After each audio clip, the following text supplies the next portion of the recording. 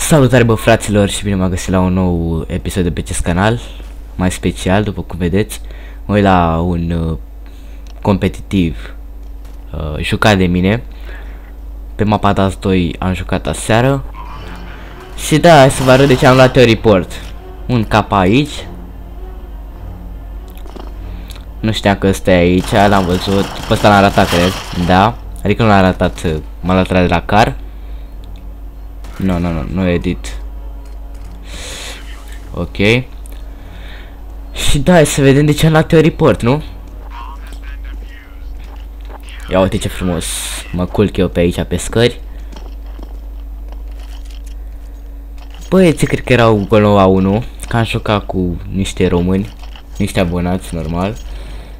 20 cm record era Golnova 2, Marian Vitanu Silver Elite, Alin Golnova 3. A, da, și Faco nu știu, adică e... era Golnova Master, dar nu e român. Și da, să vedem de ce am dat eu report. Și ghiciți ce? N-am luat Facban. Unul luat.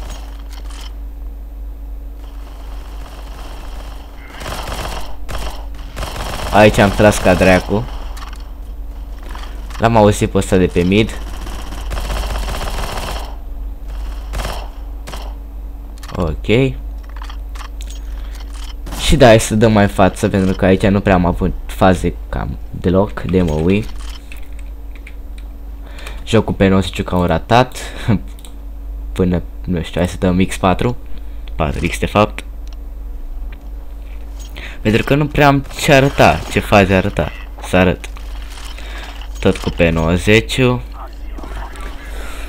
Ok. Aici nu cred că am făcut niciun kill. Ba da, cred că am, ba nu. Ba da, aici am făcut cred că un kill.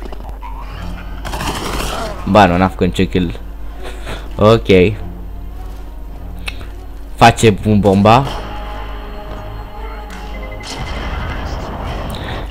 Și da, hai să vedem. Aici nu cred că fac nimic, dar hai să vedem. Hai să vedem ce face aici. Nici eu nu mai știu ce am făcut. Ba, dar n-am luat pe ăsta cu cap. Pe ăla nu cred că l-am luat. Da, cu avea AVP. Hai să dăm X4X.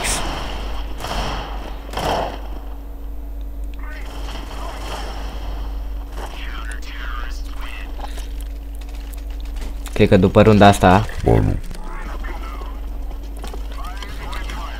Hai să vedem ce facem aici. Murim, nu murim. Face mace, nu face mace. Iau pe băieți. Da, nu știu ce să zic. Pentru că auzeam pe short, dar eu stăteam ca prost pe lung. Așa. După o jumătate de oră mi-am amintit și eu că ias pe short. Cred că le iau pe ăla din lower tunnel. Nu știu sigur. Ba nu, nu le iau. Da, am auzit ceva aici, nu știu de ce. Ori mi s-a părut ori.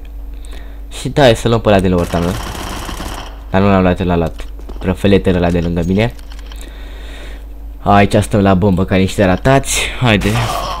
Ok.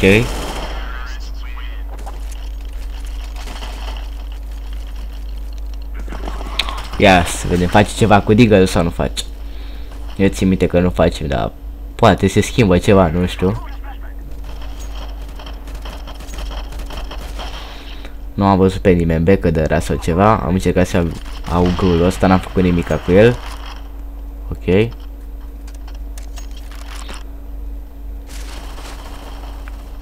I-am văzut pe ea pe short, dar m-am dus greu. Era deja în site.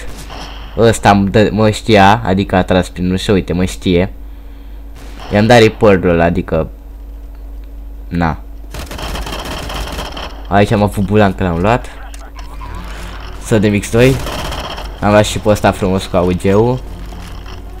Ia să vedem. Uitați-vă aici un pic. Ia uite. L-am luat pe ăla. Și parcă aici am pus mace-ul, nu? Da, aici am pus mace. Bine, asta n-a fost. Adică și aici mi-a zis report. Stați așa să vedeți în chat. O să vedeți cam pe aici. GGVAC, vedeți? Adică, nu știu, report Philip. Adică prea prăfălete.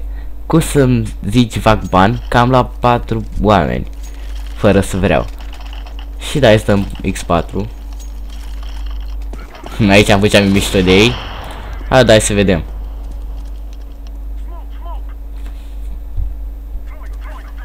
Aici așteptăm, am auzit ceva pe mid. Dar erau B. Ăia au intrat B. Alben nu mi-a zis nimic. Aici am dat un nou scope. Aici am mai luat unul. Credeam că e acolo la care plantez, dar nu era. Efectiv. Și parcă a murit. Da, aici cred că a murit. Am dat molotovă la binișor. Uite acolo, nu știu ce reflex am avut de la nebun. Și aici am murit ca prostul. Ok, 4x.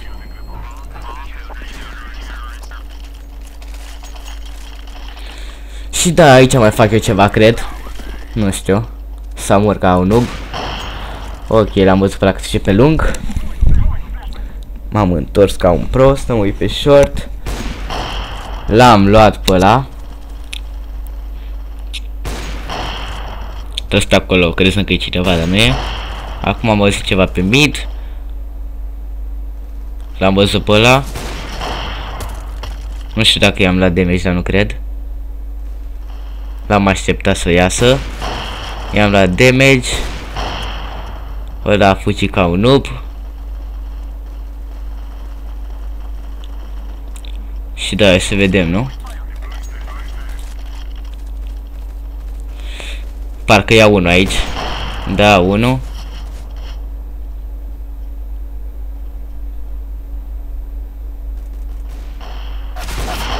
Aici mi-a dat cap. Aici l-am luat pe cutie, dar chiar nu știu cum. Uitați ce și Filighet vac. Știam că ultimul lung că mi-au zis cu echipierii. Și da, să vedem aici ce fac eu.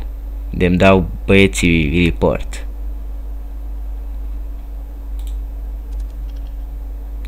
Eu îl așteptam să se ducă să planteze.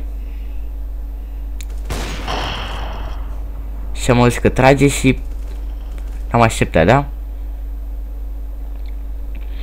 Aici chiar n-am auzit că îi dă plant. Ba da, am auzit. Mi-au zis băieții că dă plant. Am tras pe cutie la nimereală. Și uitați, adică nu pot să ieși ca mol. Pentru că am tras normal, efectiv normal. Știam că o să planteze în X și am tras prin cutia asta la bulan. Deci nu pot să înțeleg pe oamenii ăștia. Și da, zic eu așa, un pic easy. Și da, băieți, cam asta a fost. Îi zic eu bulan, zic ei vac. Cam asta a fost episodul de astăzi. Dacă v-a plăcut și vreți să continui seria cu momente de vac pe canalul meu, să nu uitați să apăsați butonul de like, să dați comentarii și să dați un mic subscribe.